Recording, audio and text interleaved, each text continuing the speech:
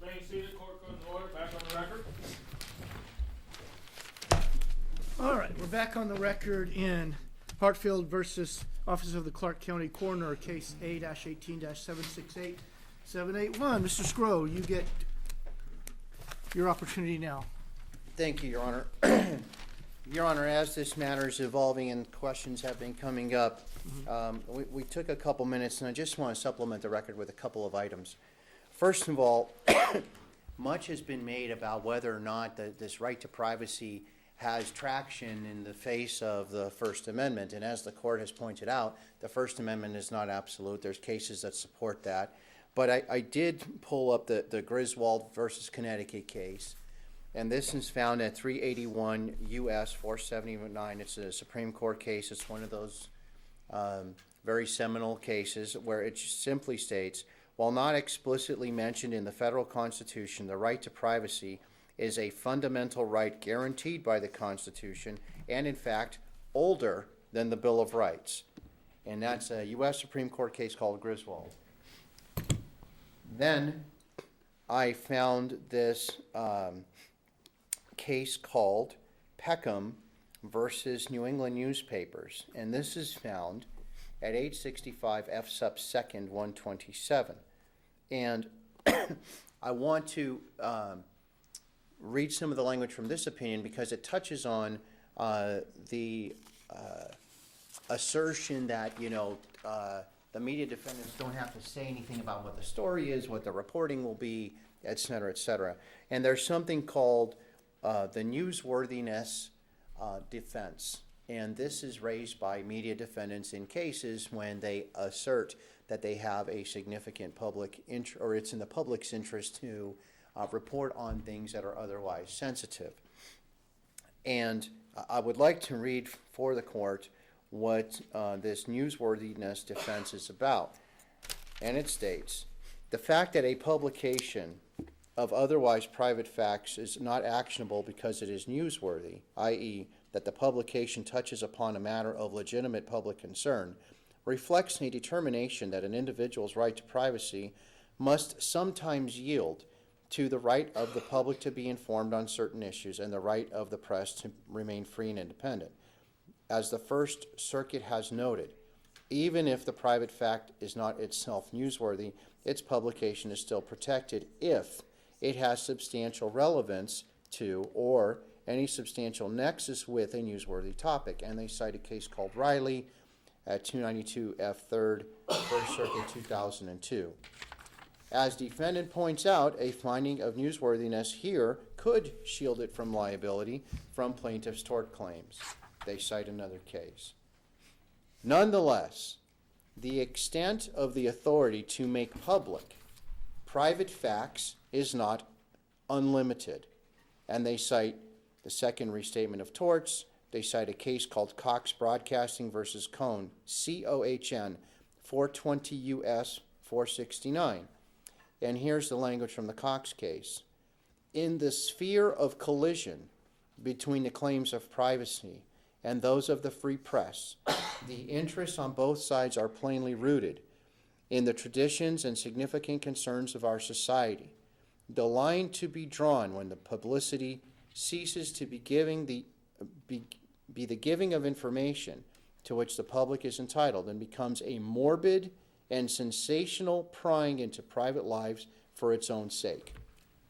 That is the heart of what the discussion has been between, at least as I understood it, between the court and counsel for the media defendants. In other words, there is a balancing test. There is a right to privacy. And we know from the Griswold case, which is the United States Supreme Court case, that it's older than our Bill of Rights, which contains the language of the First Amendment. and it begs the question, of this gag order situation. Again, when counsel for the media defendants references what they do in California, she omits the fact that California's statute requires that the next of kin be given notice so that they can have their voices be heard. And so it is in opposite to what we have going on here in this case. And Judge, here's the simple question. would there be a necessity to even consider a gag order if the media defendants had properly noticed the next of kin? The answer is no, because it would have either been retained as confidential or it would not have been. So now what they've done is they've created their own problem where now, oh, we have to do this gag order, it's never been done, and all these other things, which are belied by the case law, by the way. But if they had never sought the end around via disclosure from the coroner's office and had those materials disclosed, a gag order would not have been necessary. The documents would have been confidential, therefore they would have never been produced, therefore there would have been no gag order. Or, alternatively, Mrs. Hartfield would have had her day in court. Over her objection, the documents would have been produced, and they would have reported whatever they wanted to report. I also would caution the court relative to some of the arguments you heard from counsel in her most recent argument in terms of somehow some global reporting restriction, and that's not, can you imagine an event in recent history that's been reported more than the October 1st shooting? We're not suggesting that we curtail the reporting of any and all things that occurred. This is such a minuscule part of what they could legitimately proffer as some sort of public interest. They can report all they want on the happenings of the event, so long as they don't trample on the privacy rights of individuals. And there has been nothing asserted by the media defendants up to this point that squarely addresses the problem they have in prevailing today. That problem is Mrs. Hartfield's privacy interest. They want to just ignore it, say, well, we have this reporting thing. You know, we have been criticized today for the things that we have skipped over, ignored, or whatever it is. They have 110% skipped over Mrs. Hartfield's privacy rights, which are rooted similar to the Fourth Amendment to be free from unreasonable search and seizure. They're grounded in our country's history for longer than we've had even the Bill of Rights. And we have shown you, like the Katz case, Your Honor, there's a complaint about anguish being a factor. The Katz court used that very term, the additional anguish for future reporting that would be imposed on the families of the victim in that case. We have the same thing here. We have the clear and present danger of the intentional infliction of serious harm on these families, on Mrs. Hartfield specifically. That's who is here today. She is going to be put intentionally and deliberately in harm's way by the continued reporting of what happened to her late husband, and now her privacy right is all but vitiated, eradicated by the newspapers that want the autopsy report when they serve no legitimate interest whatsoever.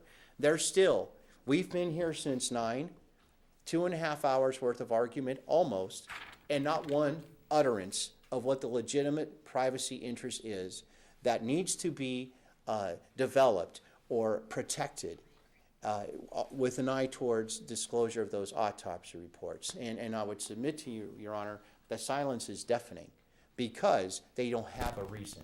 They don't have a reason. Other than similar to the verbiage I just read to you from the Pickard case, other than the sensationalization or further sensationalization, which is not a component of what is called the newsworthiness defense, which has been articulated in other cases, they have nothing. So that therein lies the rub. We in Nevada as citizens enjoy a statutory and federal constitutionally protected privacy interest. We have the right as citizens in Nevada to have courts like yourself take our privacy interests and determine when newspapers get to erode those rights and do whatever it is that they want to do. And up until this point, Your Honor, the reporting has been abundant, and that's likely the understatement of the year. We know everything 9 ways from Sunday as to what occurred in that event in terms of what the public interest would be. To now delve into these autopsy records is where they have now crossed the line, because now there is a legitimate privacy interest which is being eroded, for which they have no basis. So looking to other states relative to guidance in terms of what they've done in their cases Sure, that's appropriate, acceptable, et cetera. We've done it ourselves. However, you cannot compare statutes in other states which require notice to those in Nevada which do not. That would not be appropriate. And so, insofar as Mrs. Hartfield has never had notice, and this is her first time to be able to be here and have her voice heard, that then vitiates the argument of the gag order. They themselves, the media defendants themselves, created the very problem that they now complain of, that they now are going to be subjected to a gag order, where to me the answer is simple. Well, if you'd have done it appropriately in the first place, because you know that individuals have privacy rights, you know that the statutes in Nevada afford those privacy rights, you know that the statute is drafted such that the coroner's office releases autopsy reports to next of kin. Knowing all that, you, media defendants, made a specific decision to go after the coroner's office and not alert the families of these victims, including Mrs. Hartfield. And now you want me to reward you for that decision, and that is not appropriate.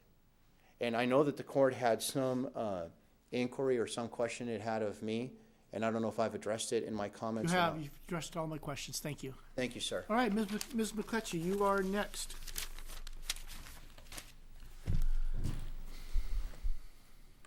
Thank you, Your Honor. Unprecedented facts, an unprecedented event does not suspend the rule of law. The kinds of things that courts have said that no gag order can issue to restrain include crime scene photos, rape victims' names, classified records, leaked records, illegal defamation, and false statements of fact.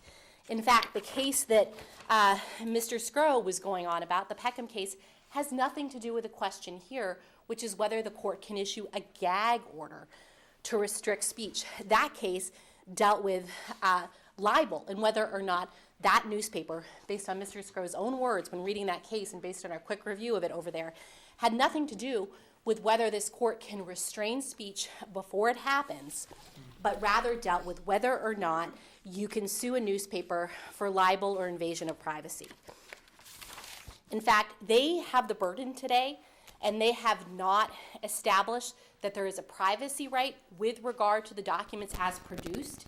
I don't even think they've introduced the autopsy record as redacted into evidence, and the burden is not on me to violate any kind of violating any kind of attorney-client privilege with my client and talk about future reporting and establish the public interest. But as the United States Supreme Court has said, in the wake of a tragedy, transparency is more, not less important.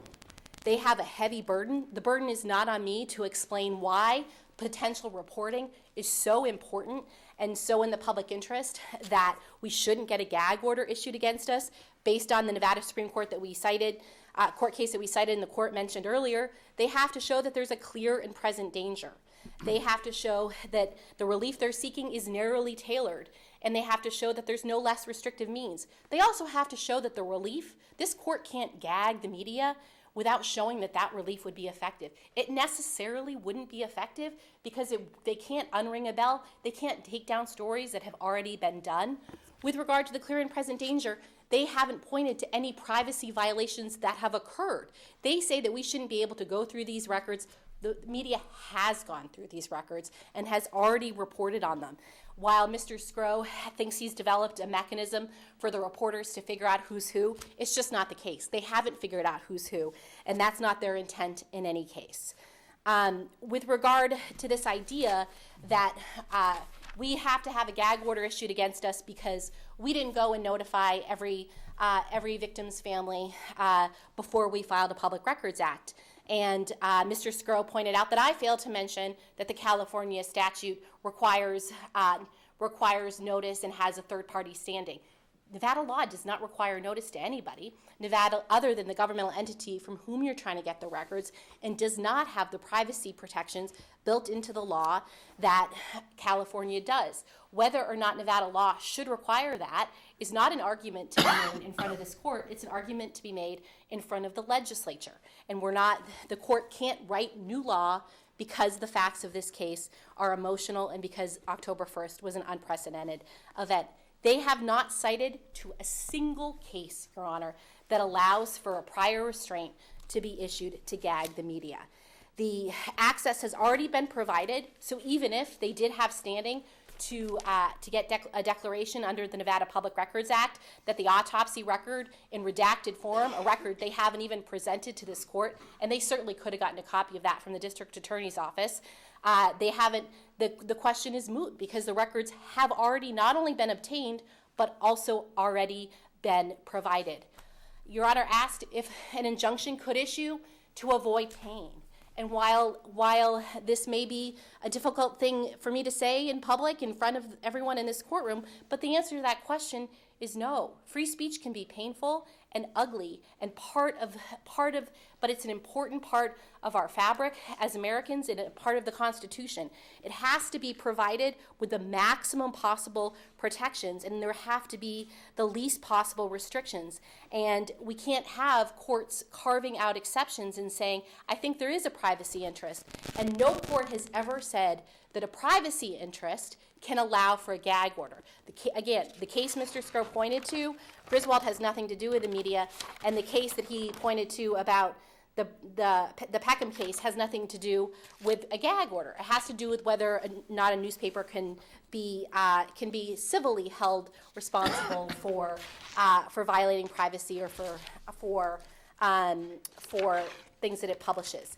The Nevada Supreme Court in the Bobby Bersoni case, I think it is, what they said in that case is that even if there's a legal defamation, an injunction doesn't issue. Instead, damages are the appropriate remedy, and that's because, Your Honor, we don't want courts getting into the business of deciding what a newspaper can and can't say.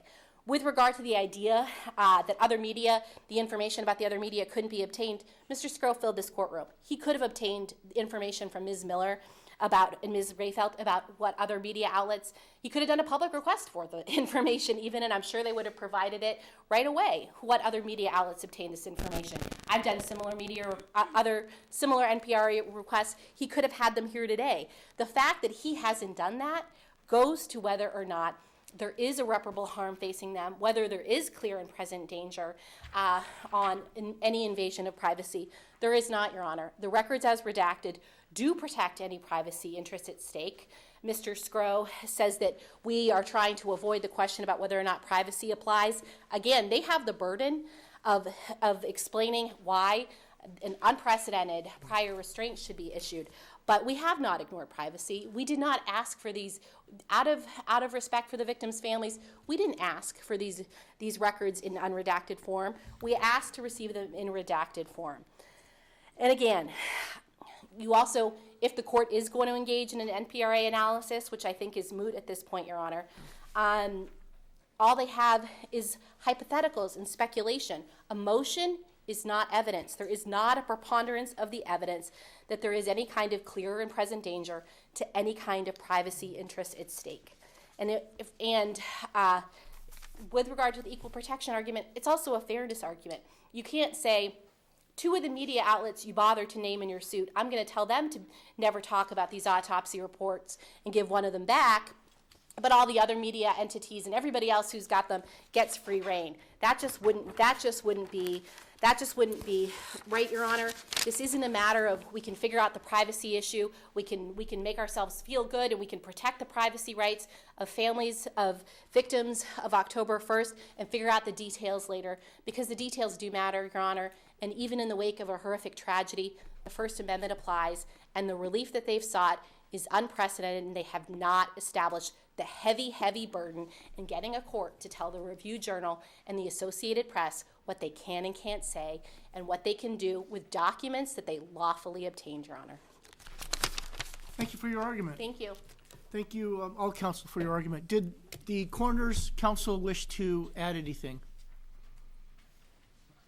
Your Honor, I do not have anything to add. However, I'm here if you have any questions. All right, thank you very much. No further questions. All right. So the issue before the court is whether the court can issue a so-called gag order, preventing the press from reporting on the information in the autopsy report or even continuing to hold the autopsy reports. So in resolving this issue, the court is mindful of the competing fundamental rights that we have here, a fundamental right to privacy and a fundamental right under the First Amendment to speech. In resolving these two fundamental rights and the conflicts between these two fundamental rights, the court must engage in a balancing approach. And the court is convinced that a balancing approach is required by two cases. We have the Johansson versus District Court case, 124 Nevada 245 at page 253. This is a Nevada Supreme Court case in May 2008, in which it states that we further conclude that the district court abused its discretion when it issued an overly broad gag order sua sponte without giving notice or a meaningful opportunity to be heard, without making any factual findings with respect to the need for such an order in light of the clear and present danger or threat of serious and imminent harm to a protected interest, and without examining the existence of any alternative means by which to accommodate this purpose. The court interprets that language as requiring the court to engage in a balancing approach in determining whether the press's access to the documents here may be restrained. The Ninth Circuit Court in Certain Interested Individuals versus Pulitzer Publishing Company, 895 F. 2nd 460, 1990, the Ninth Circuit held, quote, "We agree with the district court that what is required here is a careful balancing of the public's interest in access against the individual's privacy interests, and we commend the district court for its efforts to protect and accommodate the conflicting interests in access and privacy." So a balancing test is required here. The court also notes that this case is a little bit different than the issue that was resolved by this court a couple days ago. This case is different because here we are dealing with personal privacy interests of the plaintiff rather than the governmental interest. Here there is no way to protect the identification of Ms. Hartfield, of Mr. Hartfield, from being discovered from the records. Redacting is not sufficient to guard against the individual's privacy. Here there is no apparent need for the public to have access to these records. Here there is a strong public policy that individuals are entitled to protection from intrusion into their medical records, medical history.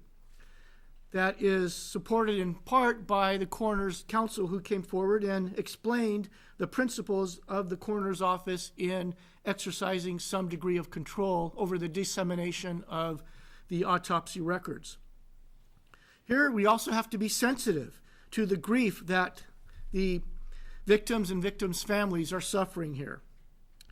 Here we have none of the records that have the same significant relationship to the manner in which the government operates, to the need to keep the government accountable, to the need for the government to be transparent, or for the need to determine whether government officials are acting responsibly or with efficiency. Furthermore, the court does not see, in this case as there was in the prior case, that there is any irreparable harm or any immediate or recognizable harm to the defendants if the records remain protected. So for all those reasons, this case is substantively different from the case that this court heard a couple days ago. So the court believes in this case that releasing the autopsy records here would be a dissemination of highly intimate and utterly invasive information of a person's life. And this is in connection with a horrific event that our country had to experience. The disclosure is not one involving a legitimate public concern. The court finds that there is no less restrictive order than the court's order prohibiting the further dissemination or disclosure of the autopsy reports. There's nothing more that the court could do other than prohibiting the complete disclosure of these records. There is no less restrictive order that this court could make. So the court is hereby ordering that the Las Vegas Review-Journal and the Associated Press are hereby restrained and barred from disclosing, disseminating, publishing, or sharing the autopsy documents or any information therein. The Las Vegas Review-Journal and the Associated Press must destroy any and all autopsy records relating to the October 1 event. The coroner's office must send letters to any and all entities, media outlets, and other individuals to whom the autopsy records were produced or disseminated, except to the extent that these records may be disseminated to the petitioner in this case, to the plaintiff in this case. That's the order of this court. Now, we need to determine who's going to prepare that order. I would ask Mr. Scroll, will you please prepare that order based upon the court's comments? Yes, Make sir. sure you run it by Ms. McCutcheon, and she doesn't need to countersign it, but provide it to the court 48 hours after you've provided it to her in case that she wants to submit on behalf of her clients a competing order. I will. I'll ask for an expedited transcript so I get everything exactly as the court just recited it, and I'll have it to Ms. McClutchy shortly thereafter. And please correct for any mistakes, inadvertent omissions by the court, and also please make sure that it's consistent with existing law and add appropriate context there too. Thank you, sir. All right, Ms. McClutchy, you're standing. Your Honor, I'd like clarification about whether the court's intending to enjoin the production of all autopsy reports, not just those of the plaintiff in this case, and if this court's intending to contend that the privacy rights of Stephen Paddock outweigh the interest in disclosure with regard to those autopsies. Certainly, the family of Mr. Paddock is not a party in this case, and I would posit that this court only has jurisdiction to address the matter for which the plaintiffs have standing, which is the autopsy record that pertains to Mr. Hartfield, first of all, and most importantly, I'm certainly hopeful that nothing this court is trying to do today is intended to limit access to information about Mr. Paddock.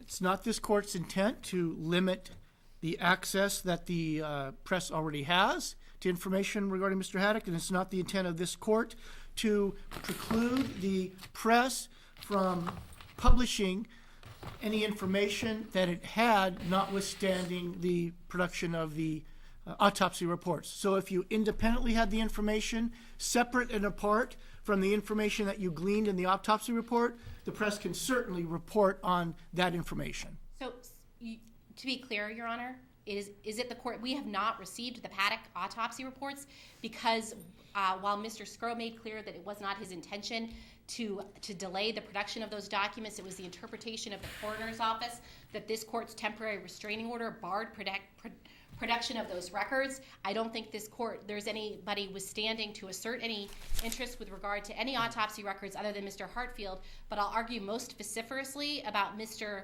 Paddock's records that there is a great public interest. People want to see things like the toxicology report. For example, Judge Williams ordered that we be provided with those records. People are entitled to look at his autopsy reports. The public is trying to figure out if there's any kind of medical information Let me that cut you off caused for a his death. second. Mr. Scrow, do you believe that anything in your brief put Ms. McClutchy and her clients on notice that this court would be entertaining the issue of whether the autopsy records of Mr. Paddock would be produced? No, sir, and I've tried to make that clear through the steps of these proceedings. We have no interest in Mr. Paddock. All right, very good. There you have your answer. Well, the question is whether or not this court is intending for its order to bar the coroner's office from producing after this hearing, as they had planned to do, assuming it dissolved the temporary restraining order, at least with regard to Mr. Paddock. Is it the intention of this court to enjoin the coroner's office from producing us with those records? Mr. Scrow, do you believe that was covered by your brief? I do not. All right. It's the court's intention and the order of this court only to resolve the issue of whether the records should be withheld, retained. It's the court's order that we're only dealing with the records of Charleston Hartfield. All right? The court has issued its order that the records of Charleston Hartfield that are maintained by the coroner's department are to be withheld, right, and are not to be produced. To the extent they have been produced, then the court is issuing a gag order on the Associated Press and the Review-Journal against any further dissemination of those records, and it's the court's intent that to the extent that the Associated Press or the Review-Journal has any of those records, they are to be destroyed. So Okay, there- we're only dealing with the Hartfield records. So, Your Honor, I'm sorry to keep pushing on this, but we're talking about a temporary restraining order barring my clients from speaking and requiring them to return a document. They don't know which of the autopsies that is. And one of the issues that I pointed out in my brief, the documents we have are redacted, Your Honor. And one of the issues I pointed out in my brief is that it is the relief that Mr. Scrow seeks that will serve to identify Mr. Hartfield, because there are 58 autopsies. This court there's no other plaintiffs in this case, so there is no standing to turn back all 58 autopsy reports, and there's no way for us to figure out which one unless the coroner tells us, and that undermines the very purpose of the original redactions from Judge Williams' courtroom. Were they bait stamped in any way? No, Your Honor. Mr. Scroll, how is the press supposed to identify the particular autopsy report that is relevant here? To me, it's relatively simple. Destroy everything that they have in their possession currently, and the coroner will send 57 and not 58 autopsy reports. And if they really don't know, then they'll never know which one they did not receive. I think this is more form over substance here. They can eliminate all the documents they have and get a new batch, and then I'll work it out with counsel for the coroner's office. She's shaking her head. Let me proffer another approach. We could have a representative from the coroner's office go over there and look at the records that the Review Journal has or the AP has and locate the particular record that we're dealing with today, and we can destroy that one record, and the press, the RJ, can maintain possession of the other records. Your Honor, it is unprecedented and impermissible to allow a governmental entity to go to a newspaper's office and to go through their files. Well, I'm And I giving think- you a choice. I'm giving you a choice here. You can either allow the coroner representative to go to your office and locate the particular autopsy report that's the subject of my order, right? And then she can retrieve it and destroy it, right? Or you can make all of the reports that you have presently available to the coroner's office, and they can find the one that's the subject of my order. And well, that's one approach. The other approach is for you to turn over all of the autopsy records to the coroner. Then all of those will be destroyed, and then the coroner's office can redistribute to you the 57 autopsy reports instead of 58. I think this is the issue, Your Honor. Okay. When I get records after a Public Records Act, and I give them to my client, they go out to multiple reporters. There's multiple reporters, especially because we only had a 2-hour window on which we could report on these records. As I pointed out, the reporting has already been done on these records. So there was a 2-hour window. It went out to lots and lots of reporters, and the logistics of trying to get all of those records back, it's impossible. Are these reporters independent contractors or employees of the Review Journal? They're employees of the RJ. All right, then there's no problem in talking to your own employees to There's- gather up these records. But Your Honor, there was no restriction on disseminating these on my clients or on anybody else. So we don't know if these are way out there in all kinds of sources. Well, you better find out now, because this court has ordered that there should be no further dissemination of the autopsy report pertaining to Mr. Hatfield. Your Honor, just to be clear, I certainly can't go out and find out who else the coroner's office gave these to besides my client. And that's my Right. point, is these reports are widely But publicly disseminated. we're not dealing with the issue of whether the coroner has disseminating these to other entities. I mean, I only have jurisdiction over the Review Journal and the Associated Press in connection with this issue. So I can only rule that to the extent that your clients, the Review Journal or the Associated Press, has the autopsy report of Mr. Hartfield, and my order is you're to obtain those from all the reporters that are on your payroll and make sure that they're collected and that there's no further dissemination of the Hartfield reports. I mean, that shouldn't be too hard to do. Thank you, I Judge. understand your directives. Thank you, Your Honor. All right, thank you. Please prepare the order. Court's adjourned.